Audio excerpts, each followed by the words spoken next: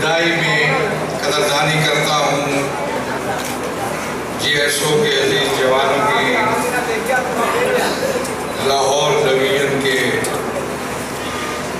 ساتھیوں کی، جنہوں نے یہ پروگرام منعقد کیا، لائق تحسین ہے، لائق قدردانی ہے، اور اس کے ساتھ شیعہ علماء کونسل کے جن حضرات نے تعاون کیا، وہ بھی ان کی کوششیں بھی قابل تحسین۔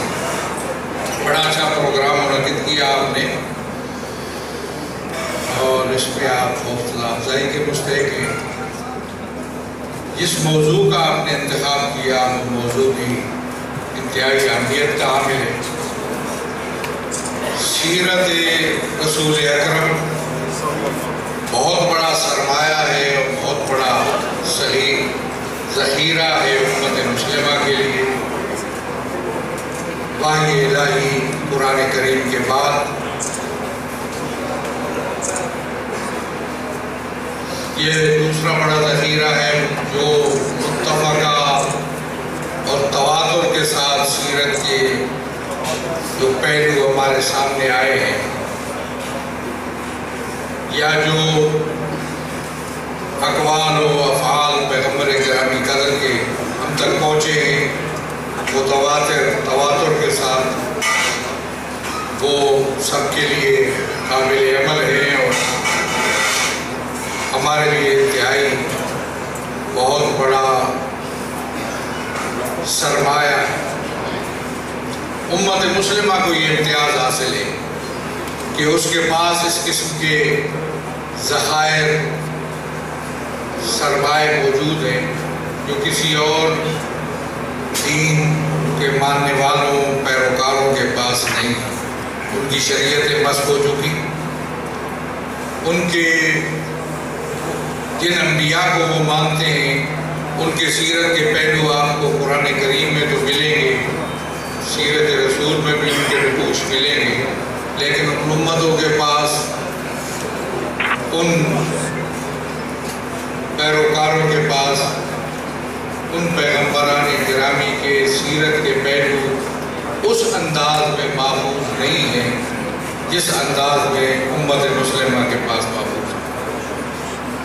پیغمبر گرامی قدر کے لیے معجزہ خالدہ ہے قرآن کریم، وہ معجزہ جو آج تک برقرار ہے اور قیامت تک برقرار رہے گا، جو ان کی رسالت کے لیے بڑی واضح اور روشن دلیل ہے۔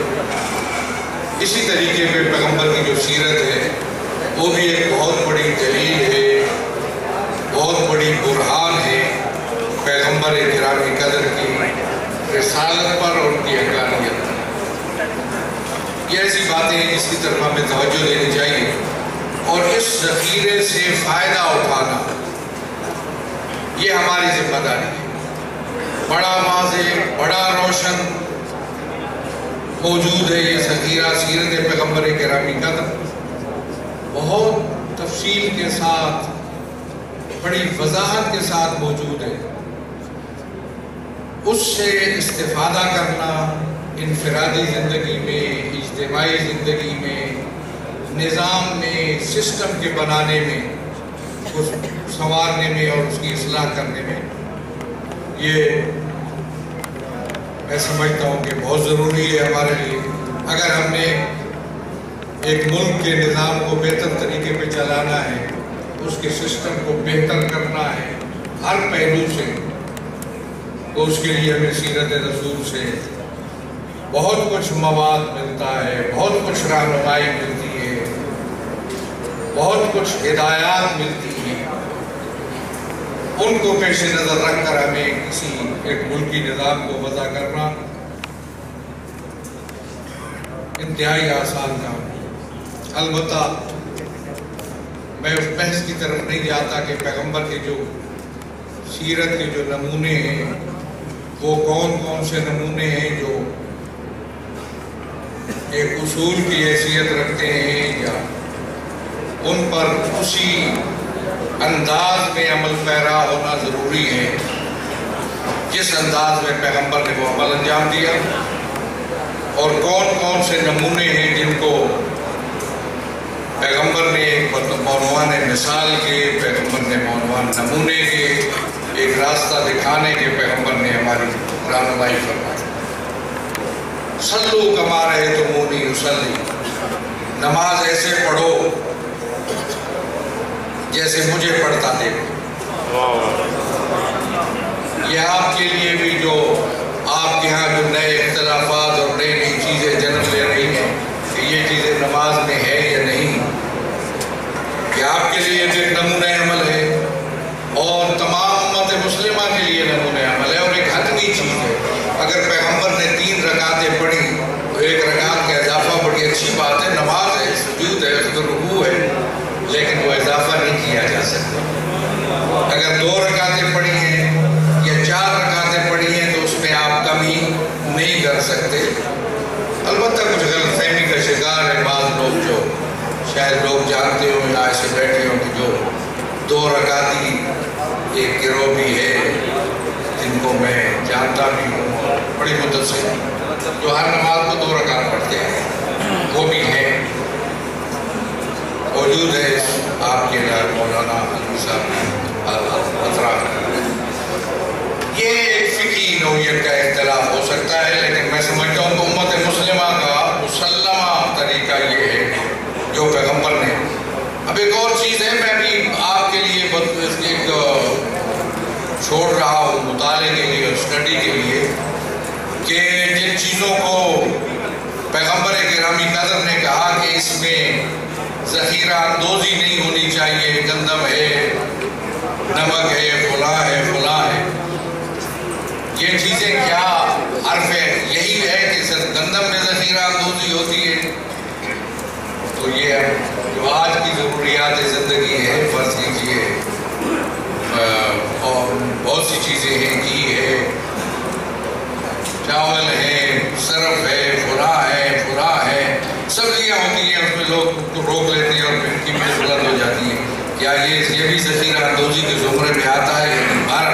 یہ ایک مطالعے کے لیے بات ہے۔ سیرت سے استفادہ کرنا ہمارے آئین کے اندر بھی موجود ہے کہ قرآن و سنت جو ہے وہ منبع ہے ہمارے دستور کا، اور کوئی قانون قرآن و سنت کے مخالف اس ملک کے اندر نہیں بنایا جائے گا، اور اس کی بھی تشریحات ہیں، پرسنل لا اور لا کی بات ہے۔